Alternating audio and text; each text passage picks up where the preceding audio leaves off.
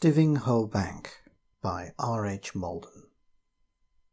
The coastline of Norfolk is one of those which have altered considerably in historic times. Along some stretches the sea has encroached. At low water traces of lost villages can still be seen, and in stormy weather pieces of wood from drowned forests are sometimes washed ashore. At Cromer, a lighthouse, which I remember, has disappeared long since, though it was not very near the edge of the cliff when I knew it. A new one has been built at some distance inland. Along other stretches the sea has receded, and towns which were once thriving ports are separated from it by a wide expanse of marsh, where cattle graze, and abundant mushrooms can be found in early autumns. These marshes are intersected by deep and muddy channels up which the tide creeps sluggishly. But even at high water nothing larger than an open boat can use them. The harbours whence the cloth was shipped in the great days of East Anglia, when Norwich was the third city in the kingdom, and nearly wrested the second place from Bristol, are almost useless now. The towns which lived by them have dwindled to small villages. Here and there a fine old house may still be seen on the waterfront, but for the most part the large and magnificent churches are all that remain of their former glories. Melancholy as these villages are, they have a beauty and dignity of their own. The wide horizon of marsh, beach, and sea beyond gives a sense of spaciousness which can hardly be found elsewhere. Anyone who knows them will understand why a Norfolk nursery-maid, when taken to Grasmere, complained that she felt unable to breathe and that the mountains spoiled the view. They have always been well known to sportsmen, as the marshes teem with wildfowl in winter. Of late years, artists have begun to discover them, but I must admit that I hope they will never become popular resorts.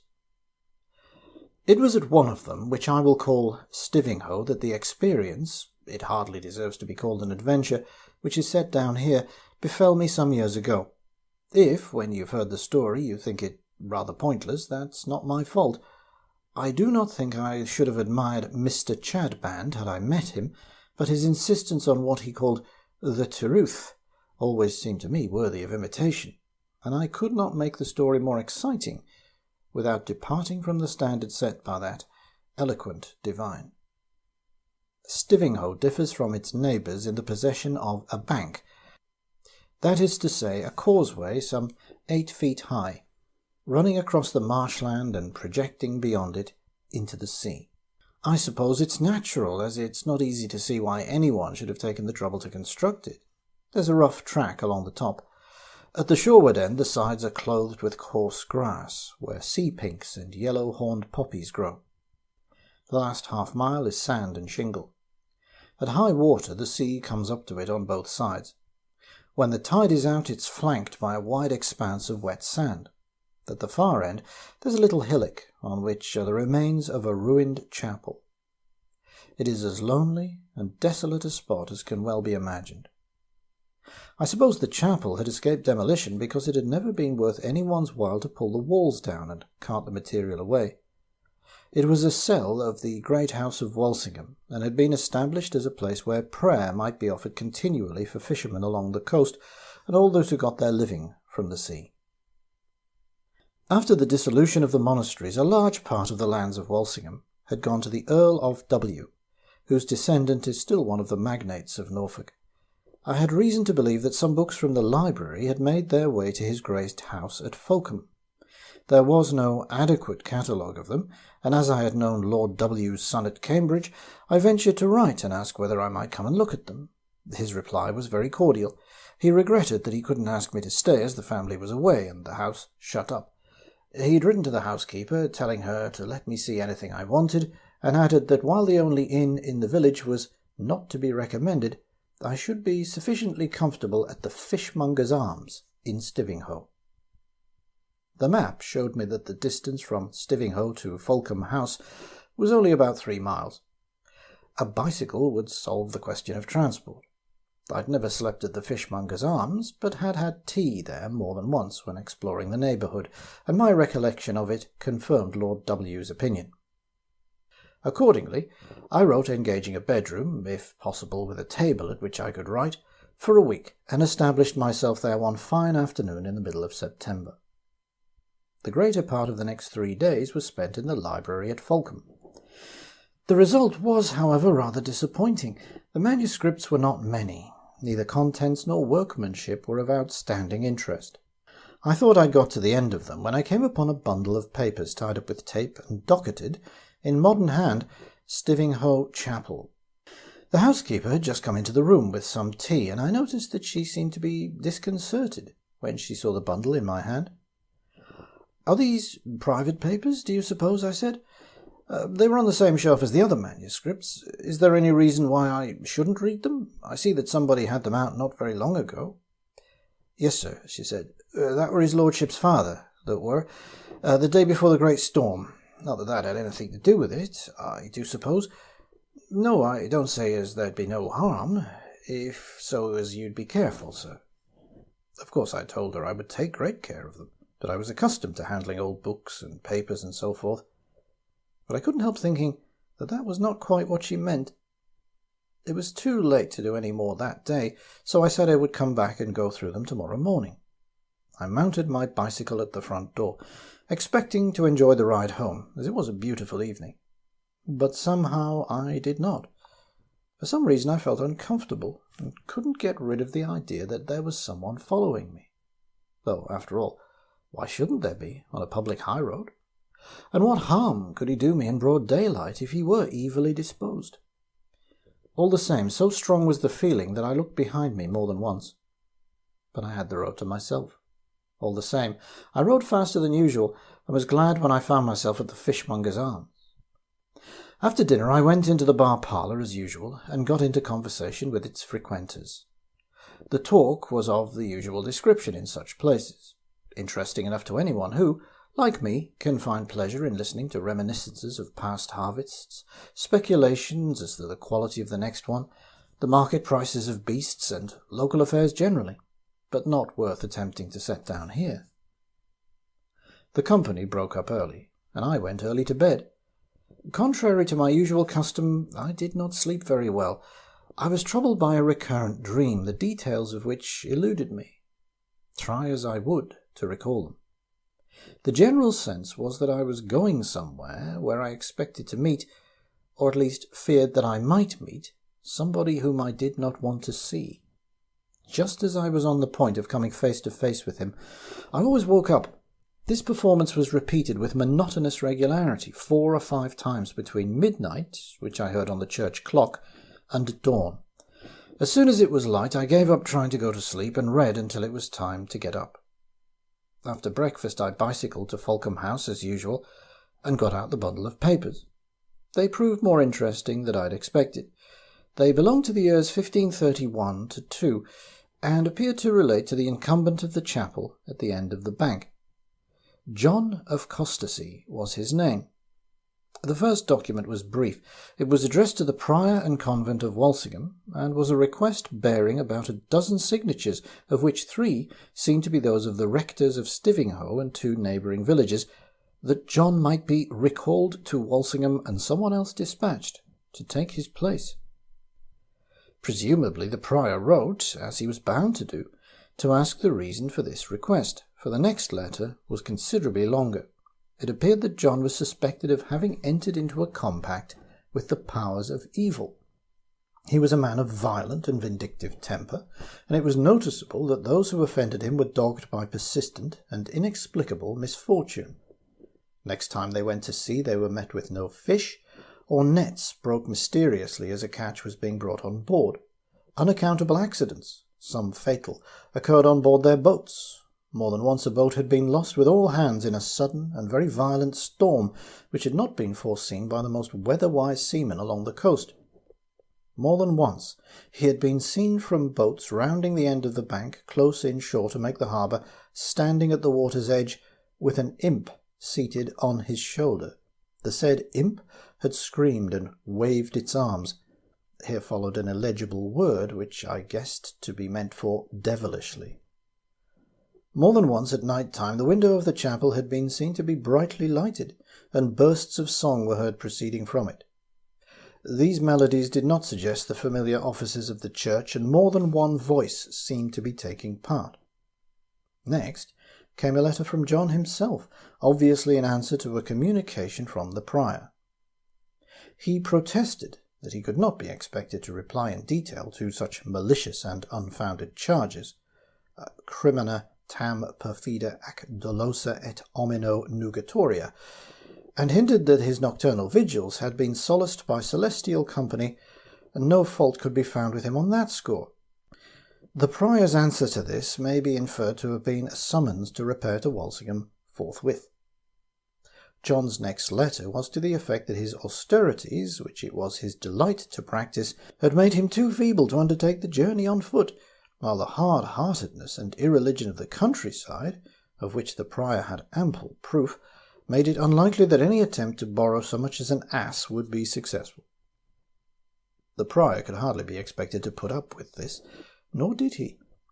He must have told John that he proposed to visit him in person, for the last letter was as follows, translated from the Latin: "Although we are forbidden to take pleasure in the things of this life, yet when I have seen here with my eyes the most holy prior, together with two of my most dearly beloved brethren, I shall gladly say, Lord, now lettest thy servant depart."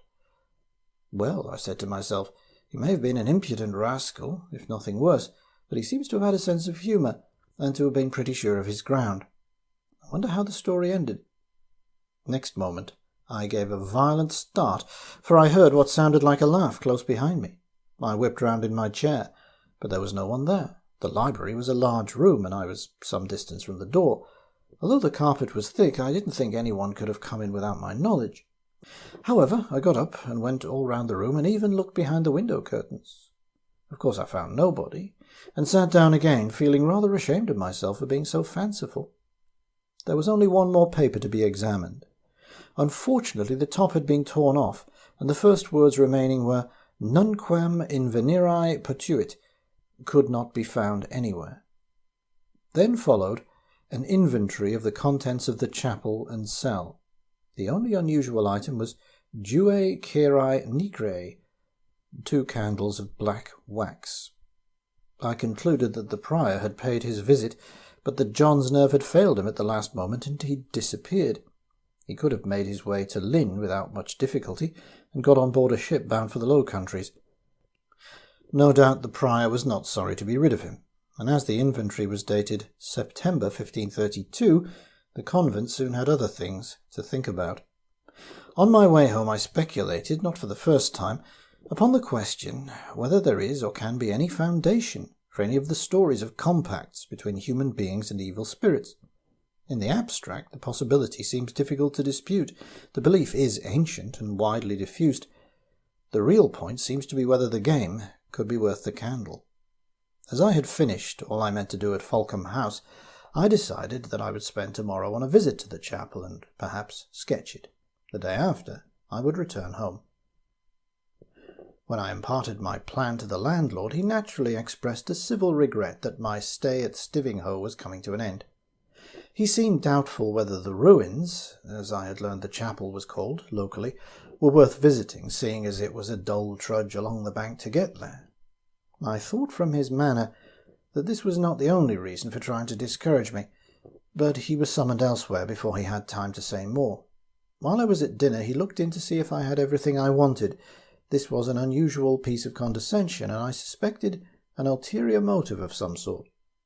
I was not mistaken. After a moment or two he made an obvious effort. "You'll excuse me, sir, but the ruins is a queer place. Rare goings-on there in those ancient times, by what I've heard." This was interesting, as it suggested that some reminiscence of John of Costessy lingered on at the scene of his activities.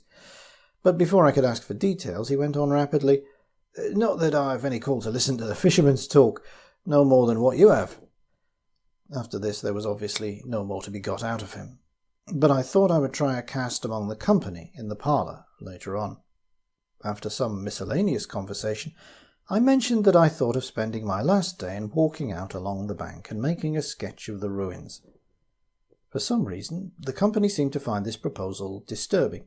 No one made any comment, but there was an awkward pause, Then two ancients near the fireplace held a short, muttered conversation. The only words I could catch sounded like, "Not lately, have he?" Plainly they knew more than they meant to tell. Presently someone introduced some ordinary topic, and conversation flowed easily as before. I went to bed about 11 and slept soundly. Next morning I started soon after breakfast. I had ascertained that the tide would be low between 1 and 2 p.m, so that I should be able to find a position from which to make a sketch. I could hardly do this if I were confined to the bank itself. Also the day, though fine, was windy. Windy enough, I thought, to make the top of the bank a wet place at high water. I asked for some sandwiches to take with me, and said that I should be back in time for dinner as usual, probably for tea. I thought the landlord looked at me rather reproachfully, but he said nothing. When I'd gone a few steps on my way, I found that I'd not filled my tobacco pouch that morning. I turned back to make the omission good, and my eye was caught by a horseshoe nailed over the front door. Nothing remarkable in that, you may say. But I wondered that I'd not noticed it before, as it now seemed to be unusually conspicuous. The walk along the bank was pleasant enough. I could see over miles of marsh on either hand. Inland there were groups of red-roofed cottages to be seen, with occasional windmills and church towers. In front of me lay the sea. At the moment no fishing boats were visible, but the smoke of one or two large ships could be seen on the horizon. Altogether, an exhilarating prospect. But somehow or other I did not feel at all exhilarated. On the contrary, I had to admit that I was nervous and depressed. Certainly, I had had some odd little experiences since I had touched the Stivinghoe papers. First, there was the feeling that I was being followed on the way home. Then my uncomfortable and inconclusive dream. Then the laugh, which I thought, no, knew that I had heard in the library. And last of all, the obvious conviction in the neighbourhood that the ruins were all better left alone. What should I do if I saw a figure emerge from the chapel and come along the bank to meet me? Should I enter into conversation, or should I get down onto the sand and hope he would pass me by, or should I run for it? Or could I recall on the spur of the moment any form of exorcism which might prove effective? Fortunately, I didn't have to answer any of these questions.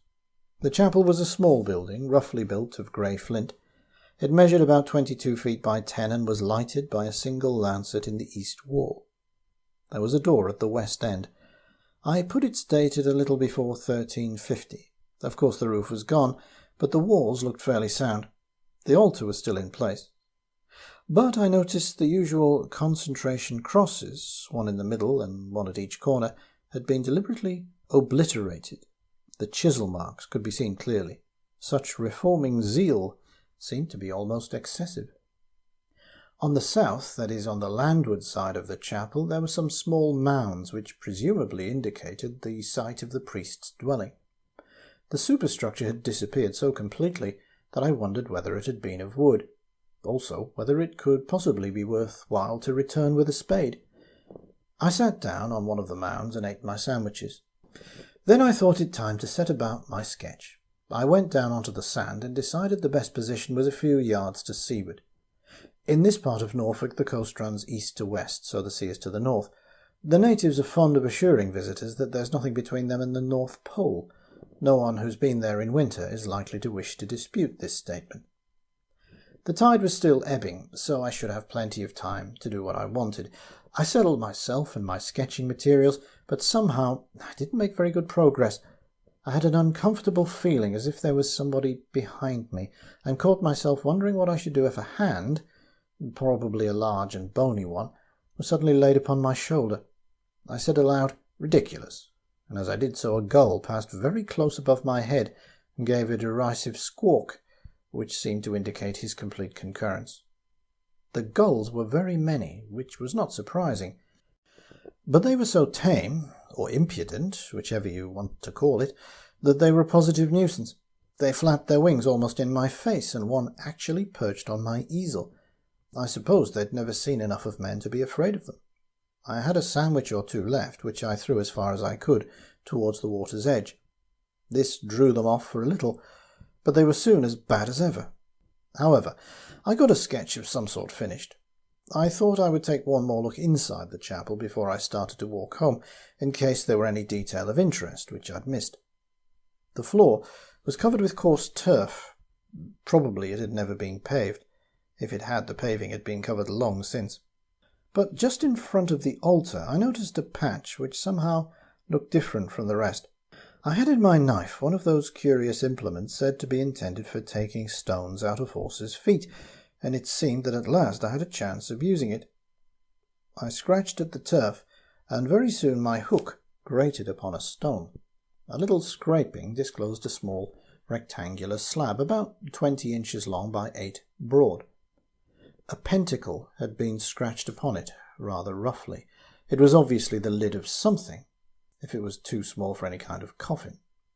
A little more scraping of the earth around its edges, and I got it up with less difficulty than I'd expected. It was the lid of a coffin of sorts, after all, and in the coffin were some bones, clearly those of a small monkey. Its forepaws were crossed upon its breast, and from some fragments of stuff which lay about, I came to the conclusion that it had been buried in some sort of monastic habit. The discovery explained the stories of the imp. Perhaps John had been really fond of his pet, who might have been his only companion. Burial before the altar might perhaps be condoned, but the monastic habit looked like a profane jest. Or was it more than a jest? Taken in conjunction with the pentacle on the lid, the candles of black wax, and the erasure of the consecration crosses, which I now began to think was John's handiwork, and not the doing of any zealous follower of dowsing, there was a definite suggestion of serious and sinister purpose. What unhallowed rites had been celebrated there? With what evil intent? And, I couldn't repress the further question, in what company? However, there seemed to be nothing for me to do but to leave things as I'd found them, which I did. The afternoon was wearing on, so I started for home. The tide had probably turned, but was still very low. At the seaward end, the line of the bank was curved, so I saw that I could shorten my walk considerably if I took to the sands and struck the bank again in about a mile. When I'd gone a little way, I turned to take a final look at the chapel. It was a sunny day with big white clouds driving before the wind.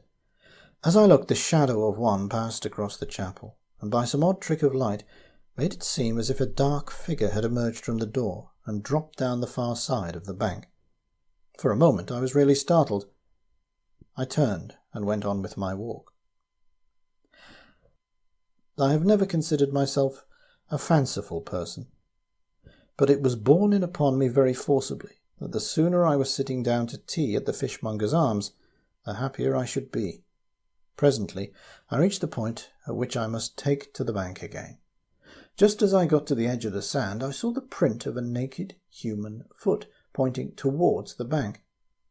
It was very recent and could, apparently, only have been made by someone who'd passed me quite close, having come across the sand as I had, and gone up the bank before me. This was, frankly, impossible. Had there been anyone about, I could not have failed to see him. The sand was too wet to hold impressions for long. Most of my own tracks had disappeared already. Yet there was the footprint, unmistakably. I stooped and looked at it. There was only one which made it odder still. It struck me as unusually bony.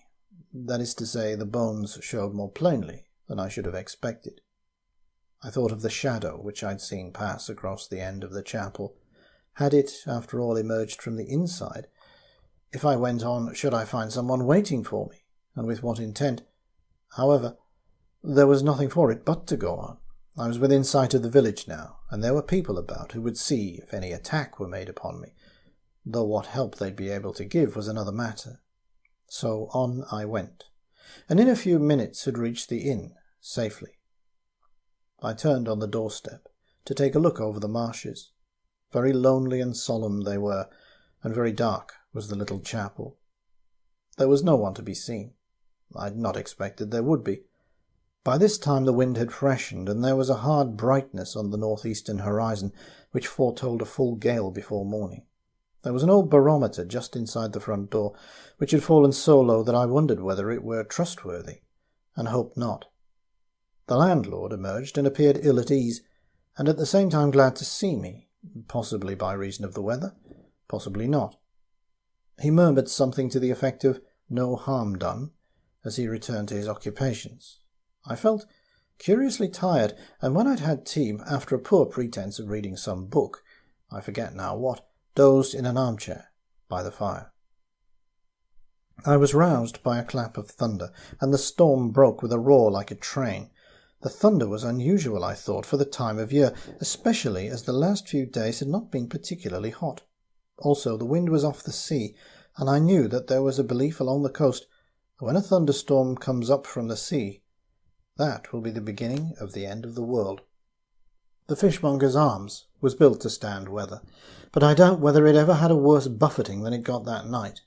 There was no more thunder, but the rain came down in sheets, and the wind tore at the house till I could almost imagine I felt it swaying to and fro.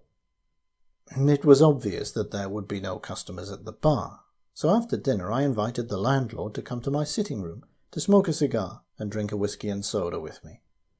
I was really glad of his company, and he seemed to be of mine. We tried to talk of indifferent subjects, but couldn't do much save listen to the wind. We went to bed about 11, though there was not much prospect of sleep. I wished that I'd not remembered at that moment that Richard Kidder, Bishop of Bath and Wells, had been killed in his bed, together with his wife, by the fall of a chimney stack through the roof of the palace during the terrible storm of the 26th and 7th of November, 1703. Soon after midnight there was a screech, I can call it nothing else, like that of an animal in pain. I could scarcely have believed that the wind could have made such a sound. This seemed to be its last effort, and the storm died away almost as quickly as it had arisen. When I looked out next morning, the chapel was gone. The whole end of the bank had been washed away. The gale had coincided with a spring tide, and I suspect that most of the marsh had been under water for some hours. Of course, the tip of the bank had caught the full force of the sea. I must confess that I felt relieved. At first I was glad that I'd made a sketch of the chapel, but after a little reflection I burned it. Somehow I felt safer as I saw it turn to ashes.